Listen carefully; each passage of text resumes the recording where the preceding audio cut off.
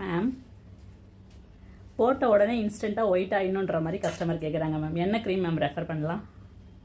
நம்ம கஸ்டமருக்கு எந்த வித பக்க விளைவுகளும் இல்லாமல் இருக்கணும் அப்படின்னா நம்ம நினைக்கிற க்ரீம்ஸ் எல்லாமே நம்ம சொல்ல முடியாது. அவங்களுக்கான ஒரு பெஸ்ட்டான க்ரீம் அப்படின்றது நம்ம செலெக்ஷன் பண்ணுறதுக்கு முன்னாடி அவங்களுக்கு ஏதாவது ப்ராப்ளம்ஸ் இருக்கா, எந்த ப்ராப்ளமே இல்லைன்னா ஏதாவது ஒரு க்ரீம் அப்ளை பண்ணணும்னு இப்போலாம் இருக்கிறவங்க கேட்குறாங்க. எந்த ப்ராப்ளமே இருக்காது, நான் சன்ஸ்கிரீன் யூஸ் பண்ணிக்கிறேன், மாய்ஸ்சரைசர் யூஸ் பண்ணிக்கிறேன், நான் சிடிஎம் ப்ராசஸ் நான் ஃபாலோ பண்ணுறேன் அப்படிலாம் சொல்கிறாங்க. அதனால என்ன ஆகுதுன்னா அவங்க ஸ்கின்னு நார்மலாக நல்லா இருக்கிற ஸ்கின்னும் சென்சிட்டிவான ஸ்கின் தான் மாறுது. சென்சிட்டிவ் ஸ்கின் அப்படின்றது 10% மெம்பர்ஸ்க்கு தான் அவங்களுடைய உடம்புலேயே ரியாக்ட் பண்ணுற மாதிரி இருக்கும். மற்றது எல்லாமே அவங்களே என்ன பண்ணிக்கிறாங்க, உருவாக்கிக்கிறாங்க. நான் டெய்லி ஃபேஸ் வாஷ் பண்ணுறேன், டெய்லி சிடிஎம் ப்ராசஸ் எடுத்துக்கிறேன், டெய்லி சன்ஸ்கிரீன் எடுத்துக்கிறேன் அப்படின்னு சொல்லிட்டு ஏதாவது ப்ராப்ளம் இருந்தால் மட்டும்தான் ஏதாவது க்ரீம்ஸ் யூஸ் பண்ணணும். இல்லைன்னா ஸ்கின்னை அழகாக ஹெல்த்தியாக வச்சுக்கணும்னா நம்ம ஸ்கின்